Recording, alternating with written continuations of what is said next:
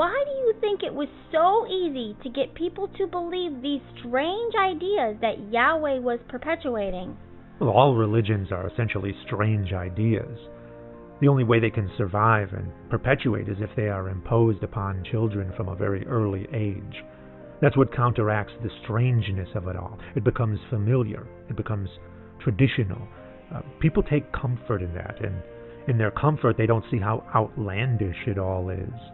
And people love their children more than anything. So when you put the carrot of heaven in front of them with the whip of hell behind them, they pass the idea onto their children with the best of intentions, and the idea is successfully perpetuated. And to an insider, it all seems so right. And when absurdities are normalized in society, it can even affect full-grown adults. Is that why people became so uncomfortable and even offended when those ideas were challenged? Yeah, that had a lot to do with it, protecting their conditioning, as well as the desire to gain and maintain power. How so? Well, look at the laws Yahweh came up with. The very first one was, don't have any other gods before me. Because I may be perfect, but I'm also pretty jealous. No, I'm serious. The next law was, don't make any graven images. Then, don't take my name in vain. And then, set aside a day in the week to worship me. Those can't be real. They certainly were. And people fell for it? Of course. Like I said, it was drilled into them since childhood. And it seems perfectly normal to them. The very rules themselves were designed to stifle dissent, so that the religion could perpetuate with minimal resistance. How did anyone manage to find their way out of that mess? Well, there came a point when the people valued freedom over blind subservience to authority for authority's sake. For instance, there was a country in Yahweh's simulation called the United States of America. And when it was founded, they drafted a document limiting governmental powers in a way that directly opposed Yahweh's rules. That must not have gone over too well with Yahweh. No, it did not. How did the United States of... I'm sorry, what was it again? America. How did they break Yahweh's rules? Well, Yahweh made the death sentence his punishment for breaking his first few rules. America's Bill of Rights, however, limited the government from being able to put people to death for having other gods, or taking Yahweh's name in vain, or making graven images, or working on a day of worship. The United States ensured people's free speech and freedom of religion, which was in direct opposition to Yahweh's most important commandments. Why didn't Yahweh just destroy the United States?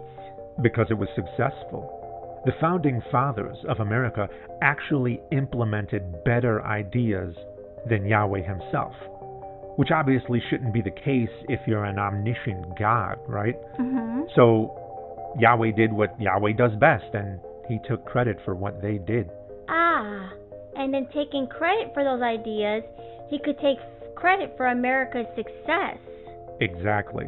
How did the people of the United States deal with the discrepancy between Yahweh's commandments and their own laws? Well, the interesting thing was that they didn't. They just kept teaching their children that American ideals were Yahweh's ideals, when they clearly weren't. They kept repeating the mantra that America is a Christian nation, when it was actually only Christian by majority. Doesn't that make it a Christian nation? Not as an institution.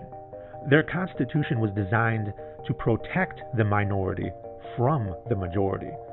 They rejected pure democracy in favor of a constitutional republic, which was smart, otherwise there'd be mob rule. So whatever happened to the United States?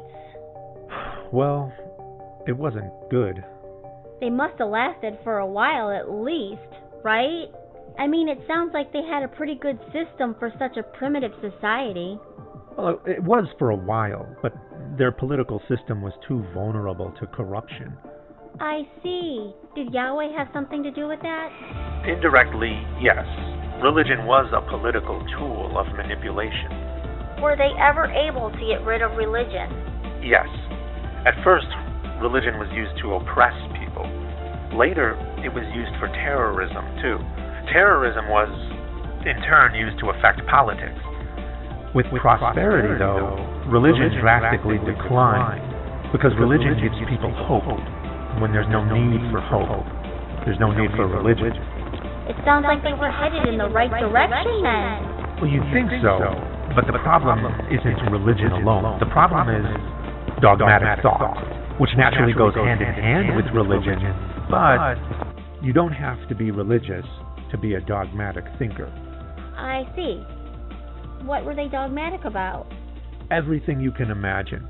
Sports, politics, entertainment, art, culture, models of societal interaction, you name it.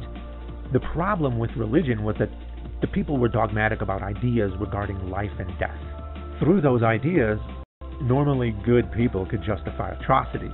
But in a post-religious society, drastic ideas about how people should behave and how people should live their lives don't necessarily disappear. People still felt so strongly about certain ideas that they thought it too justified taking lives. And that led to strife. Strife led to misery. And like a vicious cycle, misery led right back to religion. Because the people needed hope again. So, even after all that progress, they eventually fell back into religion. Yes. They simply traded one type of dogma for another, which led back to where they started. What they really needed to do was stop thinking dogmatically.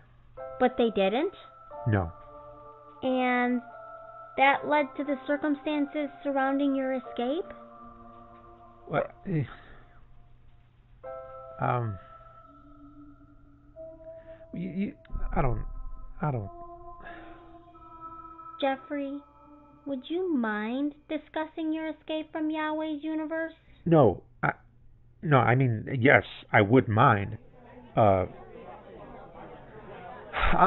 sorry. It's just that I was told you wouldn't ask me about that. I'm sorry, Jeffrey, but it's an important topic. Escaping from a simulated universe has never been done before. And we, as a society, need to understand. You think that I want to relive that in front of all these people? Jeffrey. No, please. I just don't want to discuss this anymore. Jeffrey.